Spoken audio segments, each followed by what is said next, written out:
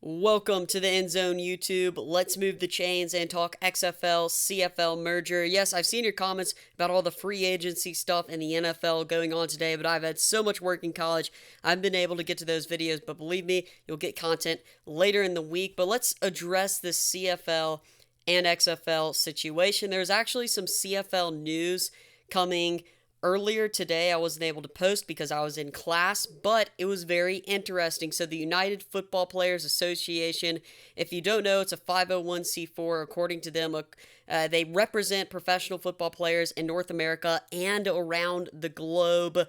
Kenneth Farrow is a football player who has a lot to do with the United Football Players Association.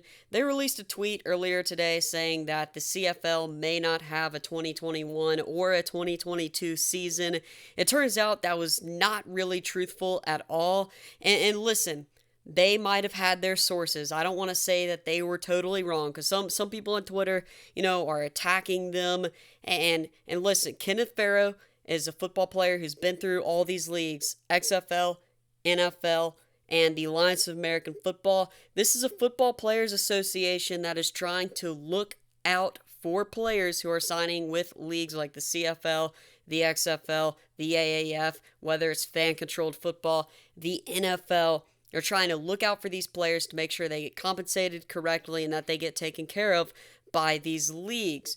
So, with that being said, you can watch a video where Kenneth Farrow talks about they may have gotten some false information. They reported it. Everyone else ran with it. Turns out the information wasn't totally true. Don't worry.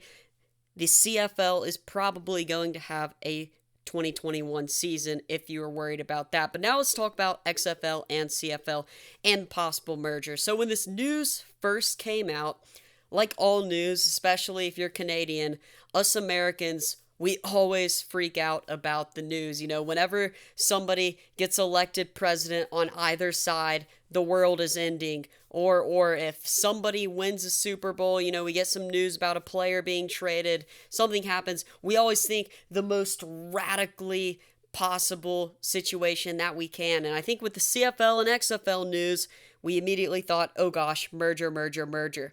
But now that I've taken a step back, and yes, it's fun to make all this content and talk about possible merger, because believe me, I could sit in front of this mic and talk for hours on how a merger could actually work, whether it be rules, how the players are compensated, where the teams are, how they'll play in conferences, all that.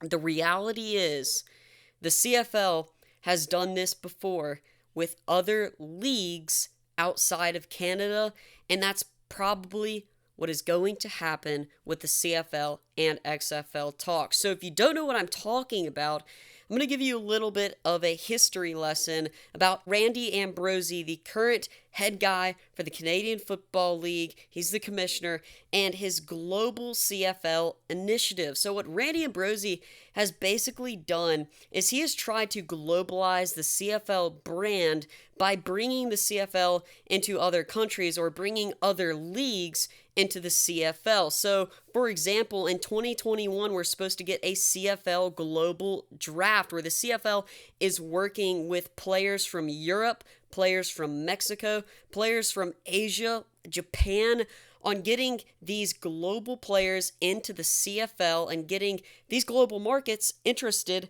in the Canadian Football League. So what does that mean? Well, the CFL basically goes out to these teams, makes agreements with these teams.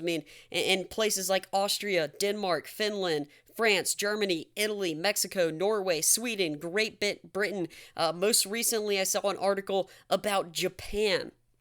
So the XFL is going out to these leagues, partnering with them to strengthen the games, not only in Canada, but out in all these other places. And they're saying, hey, we want you to send us your best players, send them to Canada into our draft pools, and we can put them on rosters. We can give coaches opportunities, personnel opportunities, basically giving opportunities for other players who are foreign to Canada to play football. And it's a really, really great initiative and program that I think is awesome what the CFL is doing. And now the CFL is in talks with the XFL.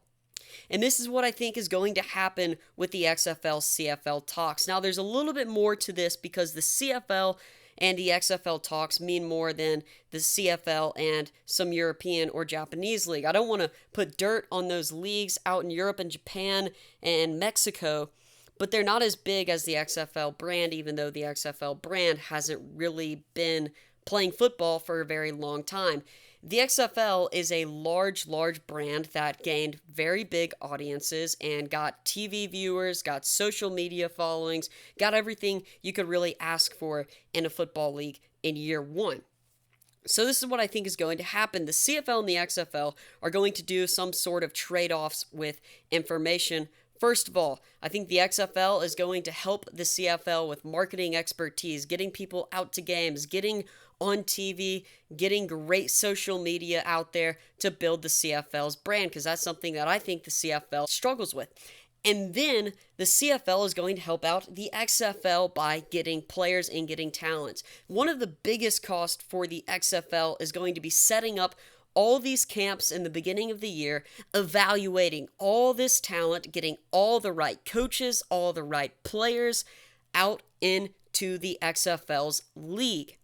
One thing that the XFL and the CFL can do is they can share players and share coaches. Does that mean that either league would become a feeder league for each other? No, I'm not saying that. They can still have different players. Not all these players have to go from the CFL to the XFL, but many of them can. And that way, you're giving players the opportunity to play year-round, basically, spring and summer with XFL and CFL respectively, giving them tape. You're giving coaches a lot of opportunities to coach teams, and you're getting referees, maybe people who are working with either leagues, more opportunities to work with each other and save money and time for recruiting for both leagues. And that's a very big deal. And I think that that is something that the CFL and the XFL are definitely going to look into. For example, you could have some star quarterbacks going from league to league, maybe some wide receivers. It would be awesome to possibly see some coaches, although I don't know if I could see coaches doing that because coaching is really a full-time job.